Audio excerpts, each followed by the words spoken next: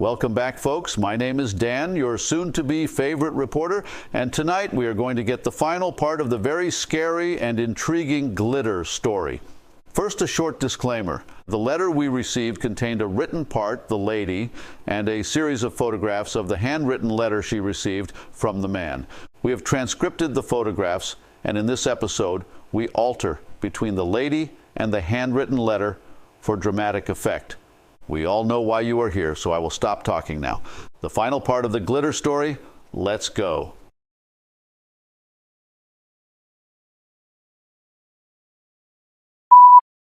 Dear Patricia, you are my last letter.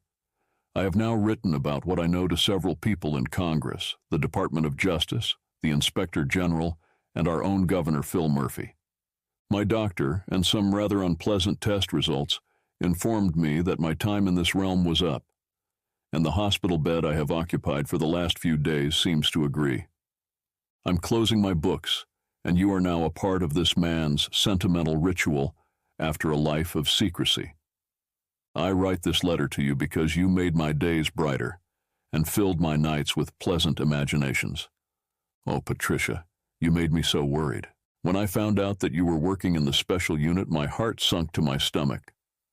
I could not contact you at work, and during that period we all had our phones and correspondence monitored. I tried to bump into you to give you a warning, but the closest I got was your smile and a wave when we met in our cars at the gate. I heard about the incident and was terrified that you found out what you were enabling in your new role. I know that you would have protested, and with that, I know what they would do to you. When I, a few weeks later, heard you had gotten your old job back, I couldn't believe it. I asked Richard to check up on you. We were friendly, and he had access to your sections in the building. I needed him to confirm that you really were back. I don't know if you remember or even noticed at the time, but I sure made an effort to get your attention. I'm glad you made it out.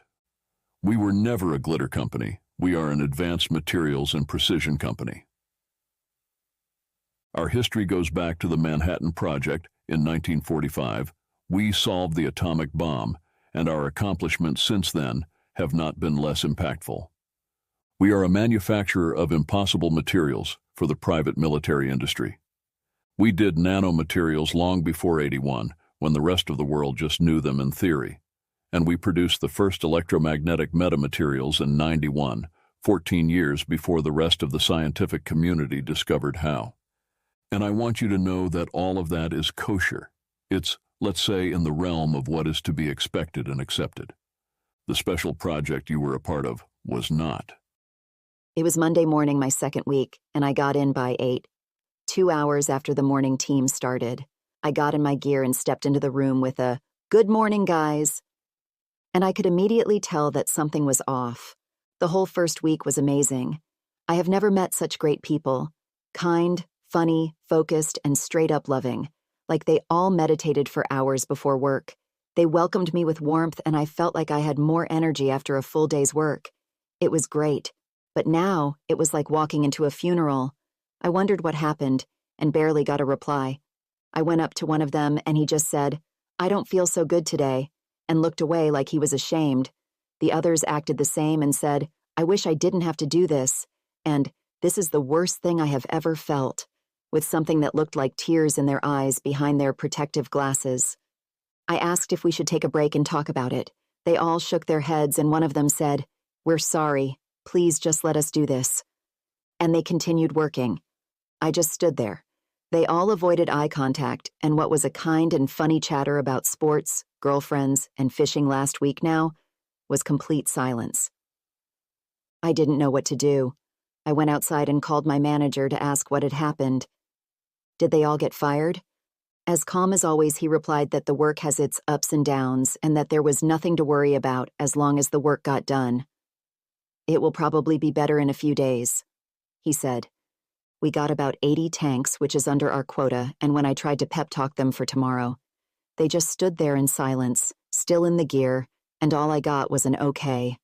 And they walked away. The next shift was the same. The girl came in crying, and her 2 colleagues who came a few minutes later were miserable. They as well had been crying. No one wanted to talk about it when I asked what happened. Before we started, I had a firm talk that I needed to know what had happened to be able to help them and do my job. One person answered with a sigh and said, "There is nothing you can do. It will pass." It felt so strange. What did they all know that I didn't, and why wouldn't anyone talk about it? We got low 70s and we were already more than 20 tanks under what we needed to ship today. It was now almost 10, and I stayed to meet the night shift. I needed to know if we could dig in and do at least a 100 to save the day, and I needed to know the status of the team. These were young guys, so I pushed them. I said that all teams were depressed and sad, and that I needed to know what had happened before they could start. It got bizarre. They weren't on the same page regarding telling me. They started arguing with each other, crying and screaming like small children. It felt so genuine, but at the same time, so unreal. They decided not to tell me and said, "Please, can we start now?" I repeated that I needed to know before we started. The answer I got was that they were sorry, that it would pass, and that they just wanted to start their shift. I gave up. At least I got confirmation that it was something. I ended my day and called my manager again from the car. It was late, but I didn't care. I think I caught him sleeping. I told him that something must have happened, that we wouldn't meet quota, and that I needed help. I explained how the day went and that they won't tell me. It's something that affects all 3 shifts, and I don't know what to do. He listened in silence and said, "It's part of the job as a manager. It will pass. Get some sleep, and it will be a new day tomorrow." We hung up, and just a few seconds later it hit me.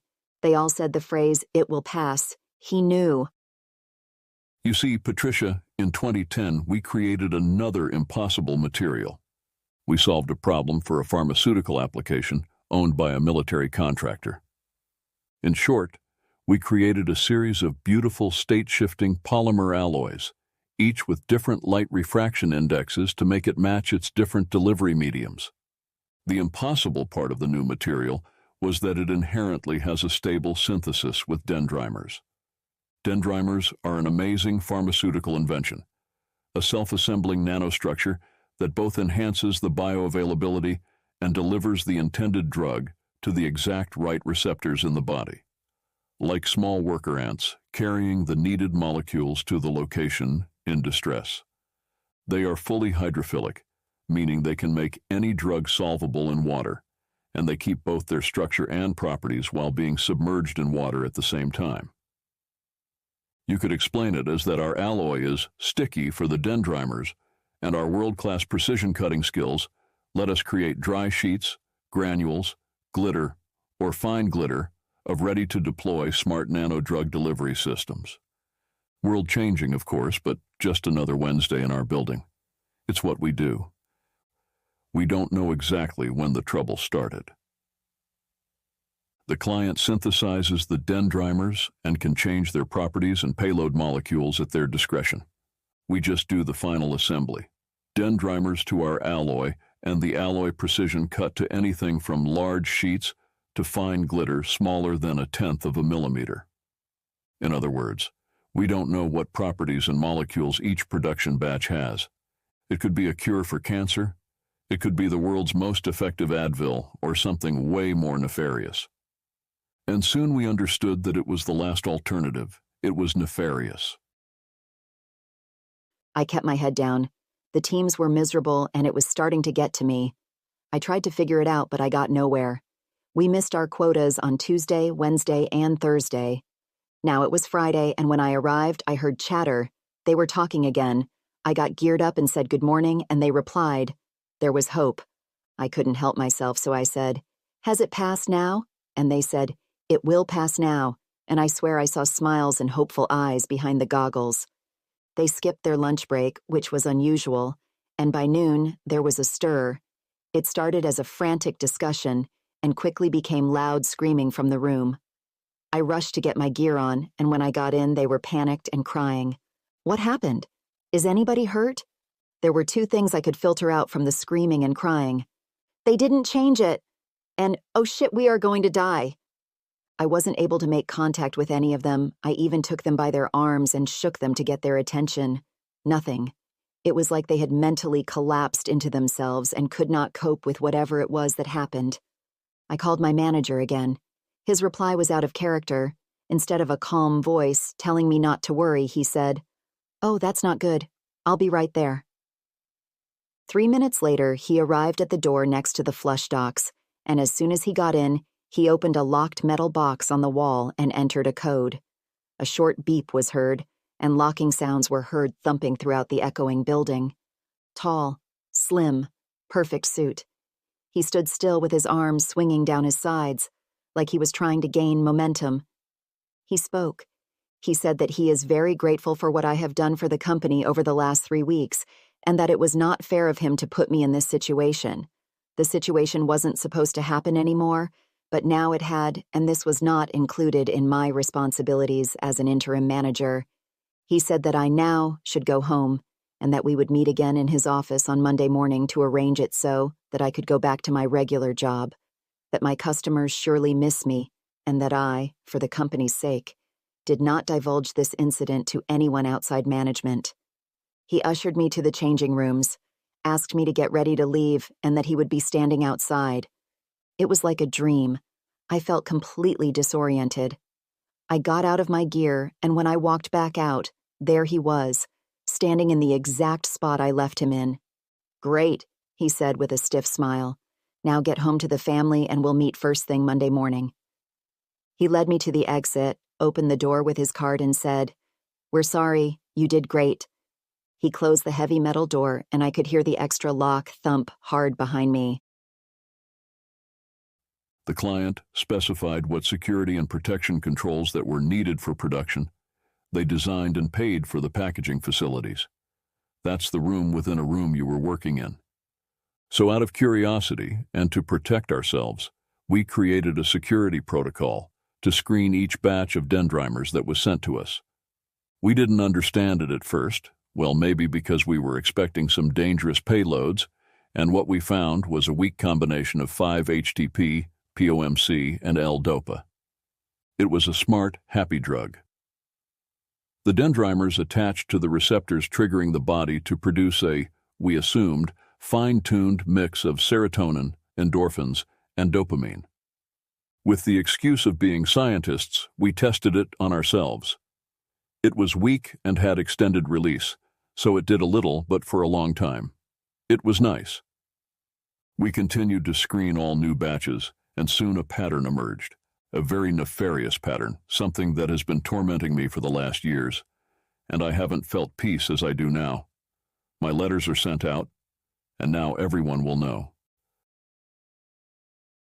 I spent the weekend trying to understand what I had lived through for the last weeks.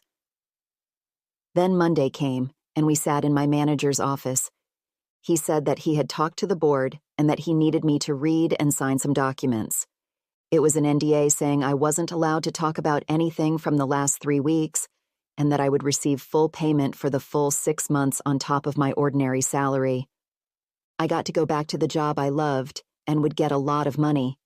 I was already very well paid, and the manager position was almost twice my ordinary salary. I signed, and he smiled.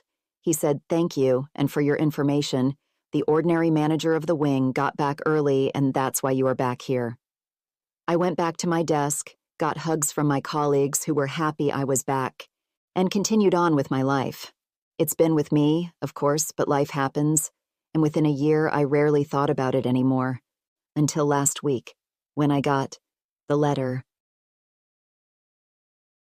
What we have done, and for what I know still do, is a crime against humanity.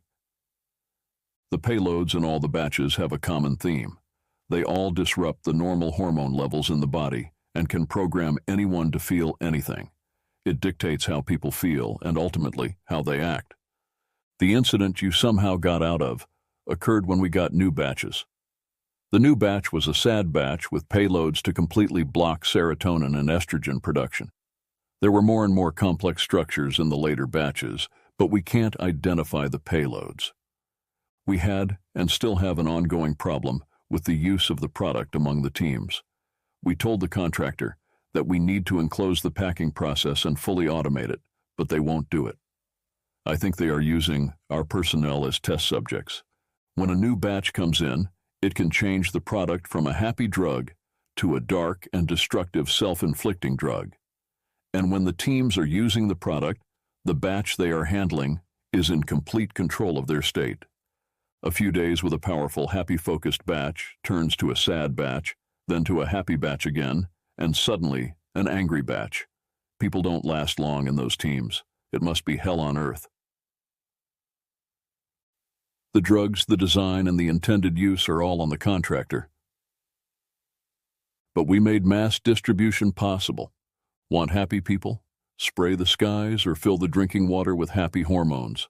Want to create a riot? Use payloads to spike adrenaline and cortisol in the air, or get it in the products the intended people consume. Want to create the world's greatest live artist? Make sure that everyone in the arena gets a rush of endorphins at the crescendo of the show and leaves with a warm and happy feeling that lasts for days. Anyone, anywhere, at any time can be controlled down to their being. Their feelings and actions are in the hands of a powerful and well-known private military contractor who creates wars, and with our product, probably can make them last as long as they want.